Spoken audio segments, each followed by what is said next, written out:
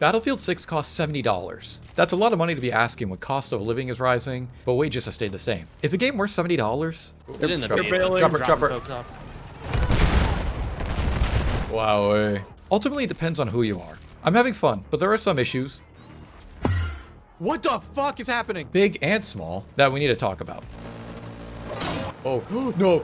Launch experience. I logged in within an hour of launch, and while there was a queue, it went by pretty quickly. I launched a quick game to make sure things were working, and lo and behold, I was in. From what I recall, this is one of the cleaner launches of Battlefield I've experienced. Although there was an issue with EA players not being able to join a multiplayer match in the first few hours, EA promptly fixed it and are giving EA app players XP boosts and Season 1 Battle Pass, and Phantom players get access to the second season Battle Pass as well. Good job, Battlefield Studios. No, I'm dead! Oh, I got you, Pookie. Thanks, Big. Menu UI. I'll try to keep this short, simple, and sweet. It sucks. The UI is basically the same as the beta. I thought I liked the UI in the beta, but with more options to fill out the menus, I realized it's very clunky. When you go through the process of changing FOV, adjusting graphics settings, changing audio balance, checking all the cosmetics on your equipment, checking loadouts on all the classes, checking the weekly challenges, figuring out the available game modes, being confused at the available game modes. How the fuck do I decide to queue for Rush? Not sure how to queue for Rush. Where the fuck is Rush? How do I queue for Rush? Where is Rush? Figured out eventually. Custom search maybe? I realize I'm throwing a lot at you, and that it takes time to get used to any new game's menu system. But when I have to go through several nested layers of fuck to change a cosmetic, Houston, we have a problem. Movement. The movement has been nerfed. You don't move as fast, and jumping isn't as powerful. This feels more like Battlefield. Thank fuck. Oh my god. Oh, holy shit. How am I alive? Gunplay. Overall, I have very positive feelings about the gunplay. I've been mostly using the M433 assault rifle and the L10 LMG. I've used the M2010 ESR and the SGX SMG a decent amount. So far, it feels pretty good. The gameplay doesn't feel as crispy as I would like it to be. And what I mean by this is there are times when I feel like I'm aiming at somebody point blank and the shots are just not registering. Other times, I feel like my shots are laser beams and consistently hitting. Could be RNG, maybe some network lag, could be I'm bad at the game. I think I'm still adjusting to the fact that full auto is not as powerful as it was in the beta, and that single tap or burst firing may be the actual better strategy here. As much as I hate to say, I feel like one of my favorite things about Battlefield 2042 was how the guns feel to use. I have many gripes with certain guns in that game, looking at you M93R, but the feeling of the guns is what I like. Right now it's not there for me, but I have confidence that'll improve as time goes on. I hope. Also, wait! Shotguns. The M87A1, how do I put this? It's overpowered and underpowered. What do I mean by this? TLDR, hip firing is absolutely useless. Aiming down sights makes the shotgun insanely accurate. Hip firing shells feel like they disappear point blank range, but ADSing allows the shells to travel pretty far with accuracy. Hate it. Please fix. Finally, the carbines. Honestly, I have not been able to give enough time to the carbines, but the M4 carbine seemed kind of nuts. To be determined with more gameplay time. Hi, Future Tony here. I'm here to say that SMGs and carbines are insane. SMGs can melt. Carbines have the same damage as ARs, but just shoot faster. Especially the M4A1. Okay, that's all. Back to the video. Vehicles. It doesn't feel like too much has changed with the vehicles since the beta. Tanks and APCs still feel great and powerful, but not impossible to destroy with your squad. I have a major gripe as someone who likes to fly jets and helicopters. AA trucks sitting in the spawn, just waiting for jets and helicopters. This was also one of my gripes in Battlefield 1, assault trucks sitting in the back of the spawn doing nothing, but destroying planes the entire game. But the planes in Battlefield 1 and 5 were pretty damn good and fun to use. I have so many fond memories of getting into dogfights in the bombers or 2C biplanes with my friends. Here, I don't really have that much fun with the jets and helicopters. They feel sluggish and slow and very floaty controls. Overall, it's very frustrating to be a pilot in Battlefield 6. The most fun I've had so far is just getting into dogfights with other helicopters or jets. But outside of that, it's really hard to be useful for ground support on the objectives. I've been able to get a few kills here and there with the bombs, but I think the lack of control while flying is still my biggest gripe right now. It doesn't feel like I'm in control, and it doesn't feel good to use these. Even in my moments of fun, there are still times where I'm just like, right, now I gotta turn around because this map is so small. Anyways, I almost got him. I was almost dead. He's almost dead. Got him. Oh god, his body's stuck in my plane.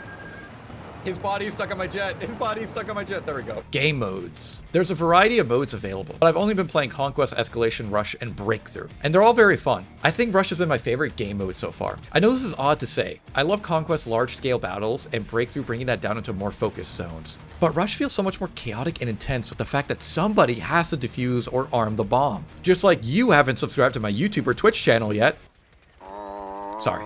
Escalation is also quite interesting. It's similar to Conquest. There are 7 capture points at the start. One team needs to hold a majority of points for the meter to fill up. Once it hits 100%, the team scores a single point and the battle continues on a smaller area. First team to hit 3 points wins. Not sure how I feel about this game mode yet. Need some more time in it, but so far I think it's kind of fun. Also, team deathmatch sucks. COD slop game mode. Get this out of my game. Hi, how you doing? Oh, it's like, I'll get you. Oh my god. Jumping is definitely no longer the move. Dude fucking broke my back. And Well, yeah, they Oh shit. nerfed the Oh shit. No. Stay alive. jump shot. I fell off the building. I thought it would drag you. Well, just like your momentum instantly dies. Maps. Oh god. The maps. They suck. I thought I was iffy on the maps. But my god. My god, Breakthrough on Empire State and Liberation Peak is genuinely some of the worst design I've seen. Operation Firestorm does not feel like Operation Firestorm from Battlefield 3. It feels a lot smaller, which honestly can be said for all the maps. Even the large maps with air vehicles still feel way too small for Battlefield. You quickly hit the out of bounds of the helicopters and jets when you're trying to outmaneuver other vehicles and AA rockets. In terms of my preferred maps, Iberia and Siege of Cairo. Those feel like small maps that can work well as small maps. Empire State has this really annoying problem where there are a plethora of rooms that just lead nowhere, but they mislead you into thinking they lead somewhere. It feels like this map doesn't flow well at all. When you're playing Breakthrough on this map, it feels like a reincarnation of Piccadilly from Modern Warfare Reboot. Operation Firestorm, Liberation Peak, and Mirak Valley also need some heavy rework to actually feel like big maps. I understand the desire to tighten up the combat of Battlefield and try to win over some of the Call of Duty crowd, but some of the fondest memories I have had in previous Battlefield titles is traversing a large map between points in a vehicle, or God forbid, running. I understand running for a few minutes and not being anywhere near the action is not fun, but I argue that this is an integral part of the Battlefield experience. These moments help break up the action. They give your brain a break from the constant firefighting. When you're constantly in a firefight or just spawning and dying, it gets exhausting, and that's also not that fun. Not to mention, the large maps would give the vehicles more of a purpose to exist. I think I can say all I can say about the maps. Now I quickly want to go over the party system. Are we on A?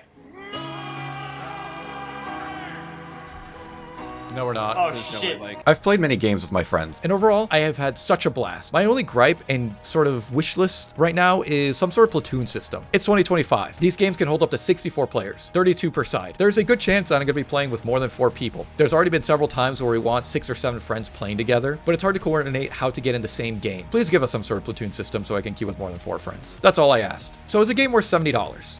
Let's go take back what's ours. No!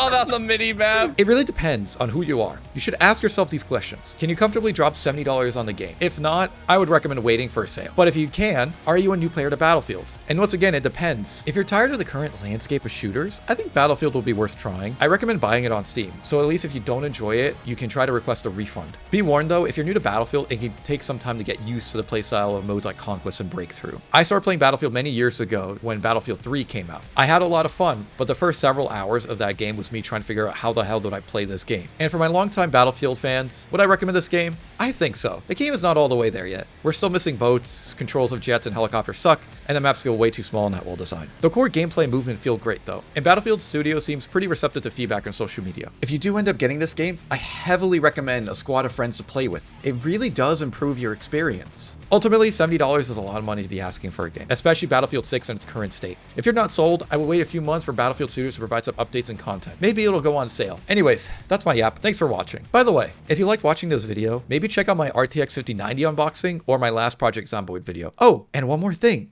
Boop!